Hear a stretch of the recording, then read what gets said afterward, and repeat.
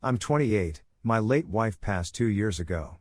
She had a son, 5 male now, from a prior relationship, but my wife and I had a daughter as well, nearly 2 female now. She passed during childbirth. My stepson has low-functioning autism spectrum disorder and other health disorders related to the heart and lungs.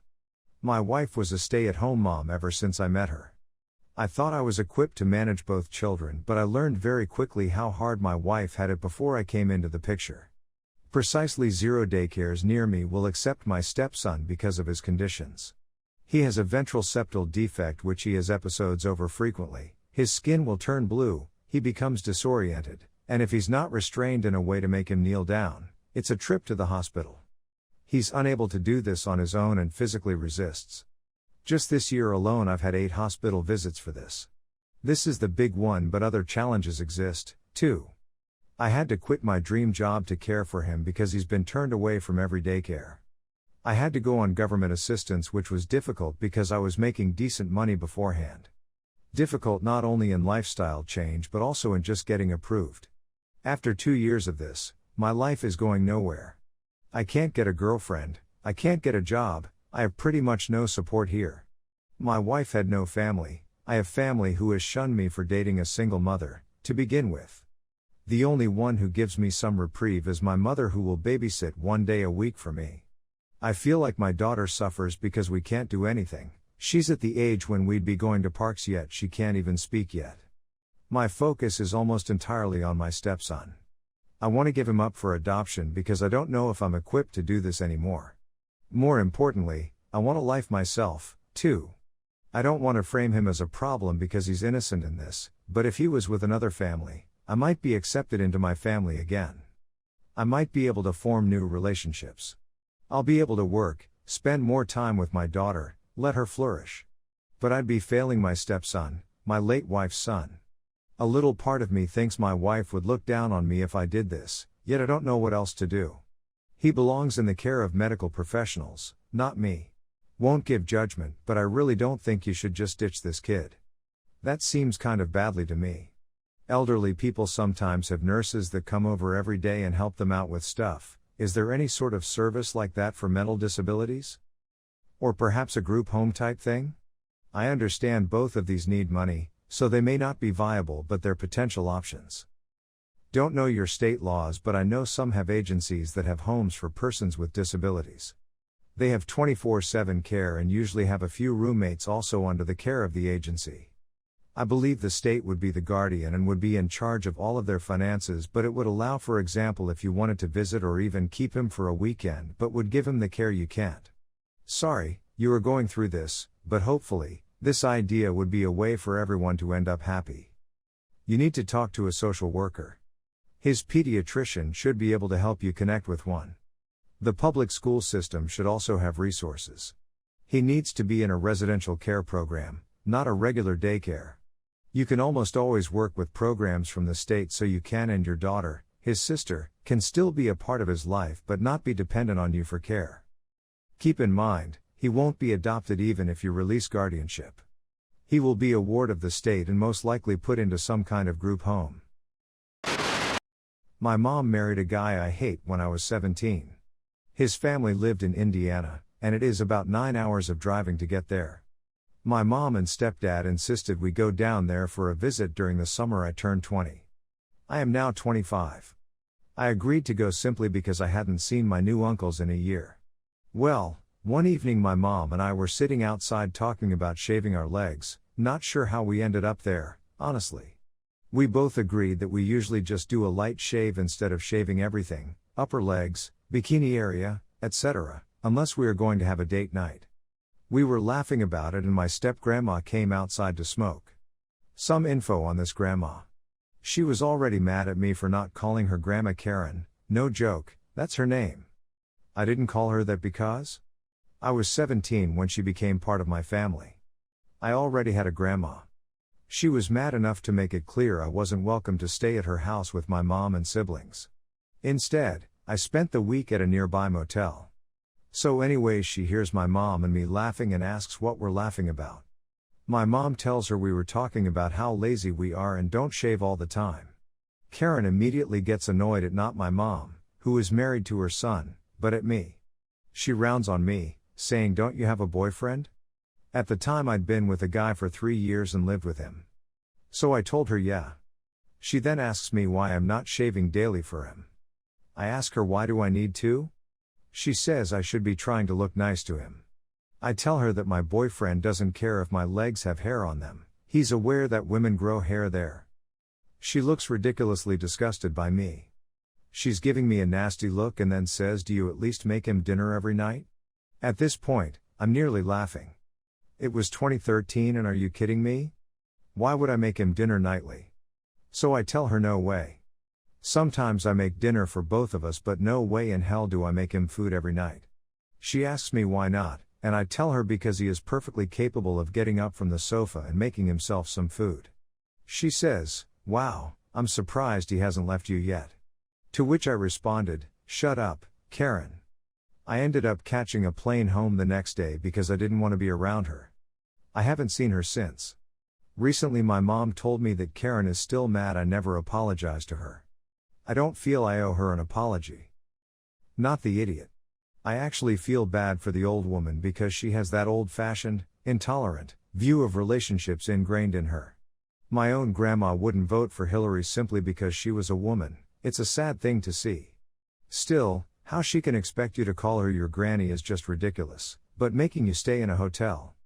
That would have sent me home instantly and I'd have been angry if the rest of my family didn't leave too. Not the idiot, your grandma was being blatantly intolerant and also incredibly rude. She said, "I'm surprised he hasn't left you," when she isn't even your real grandma. No disrespect to anyone who has stepchildren, it's just OP's grandma was treating her like my blood grandma treats me when she's only known OP since she was 17, how incredibly rude. Also, it's been like 6 years and I can't imagine that causing any emotional turmoil, she needs to get over it. Shut up, Karen. Not the idiot. You meant it, and she deserved it. After 5 years, she's still holding a grudge and yet has not even considered that she was the one in the wrong.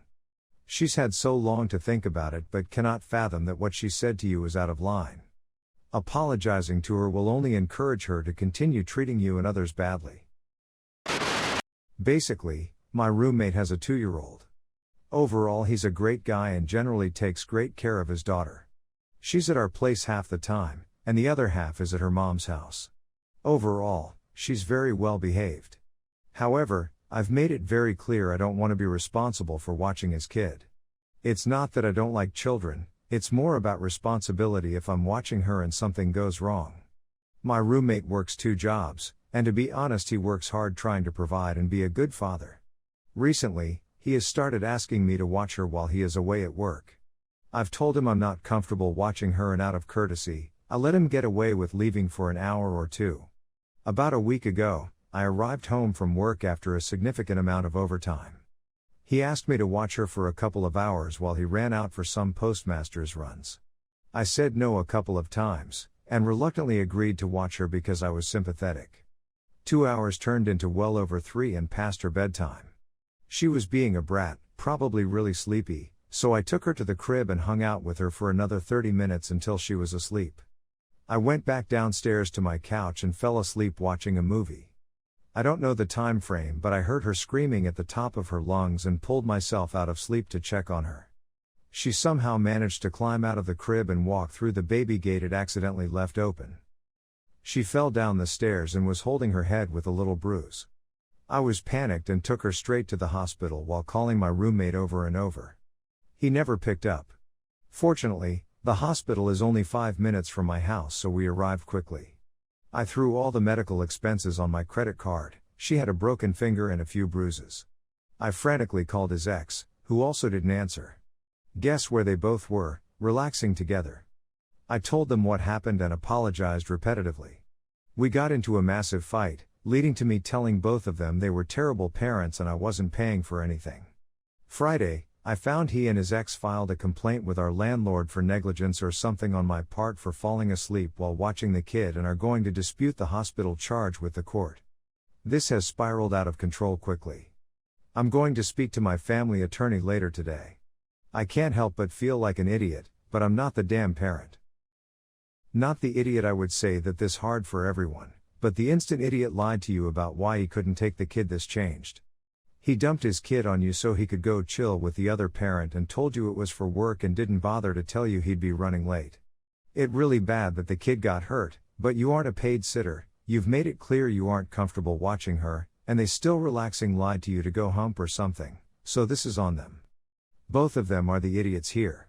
Not the idiot. First off, call your property insurance company. They and not you are the ones on the hook for any real negligence damages should it go to court.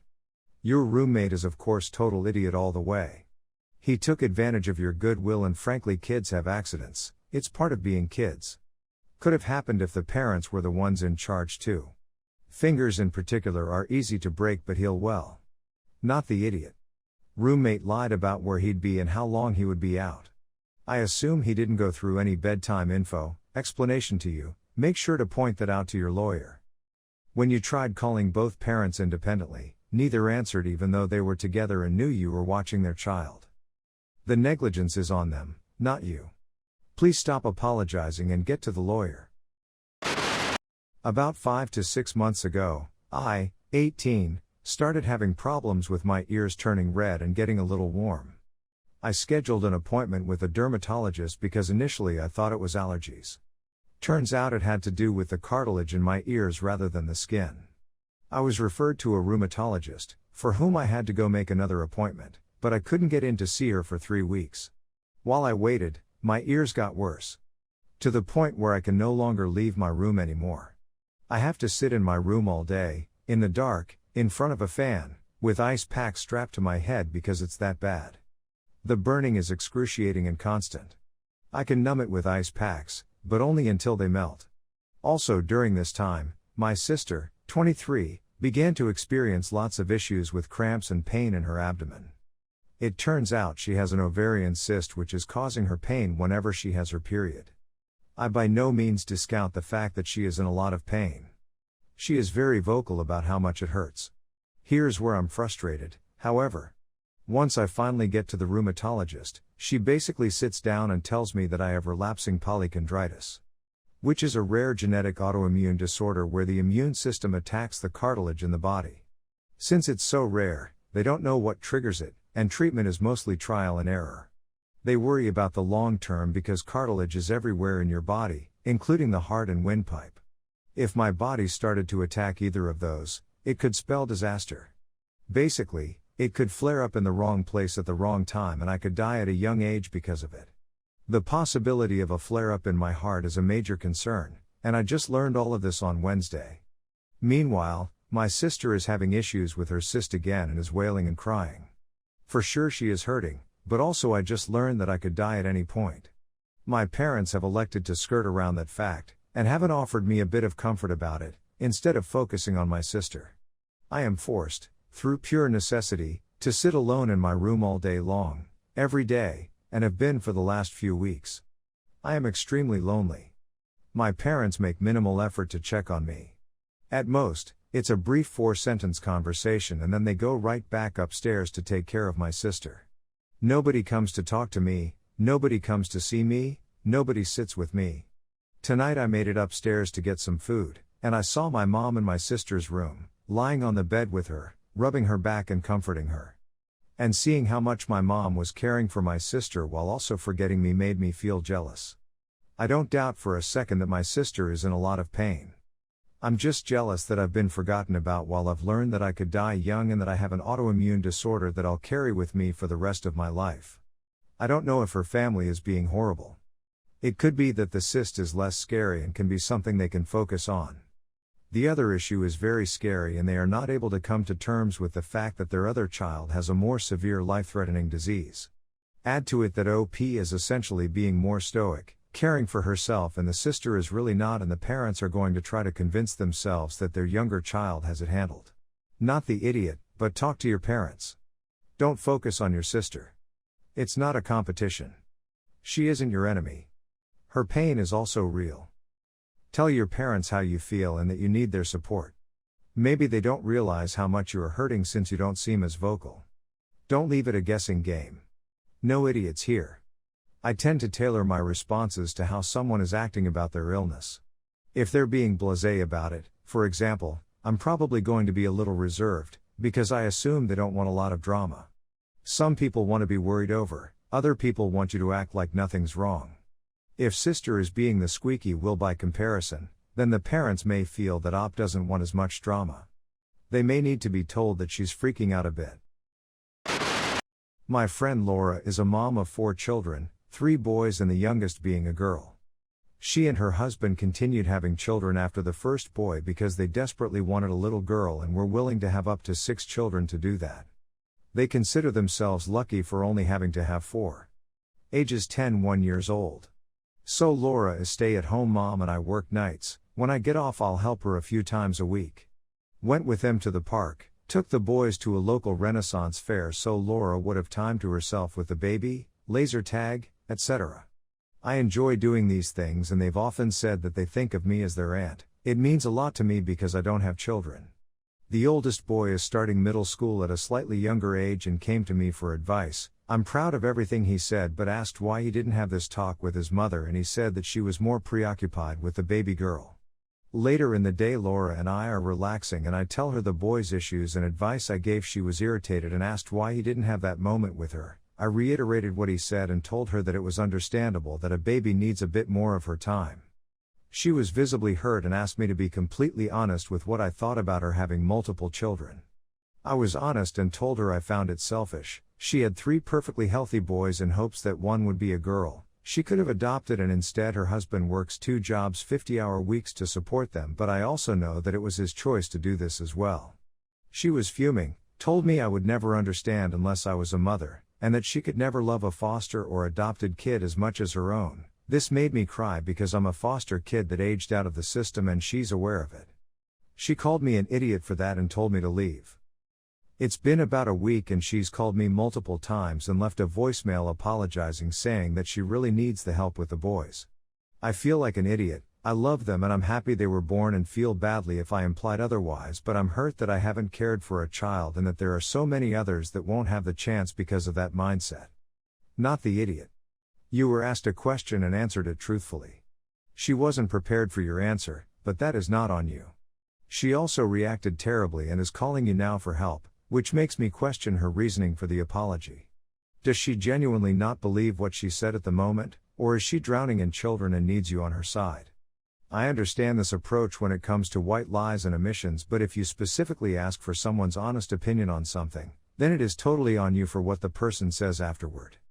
What is even the point of having a friend if they lie to you even when you specifically ask them to be honest with you?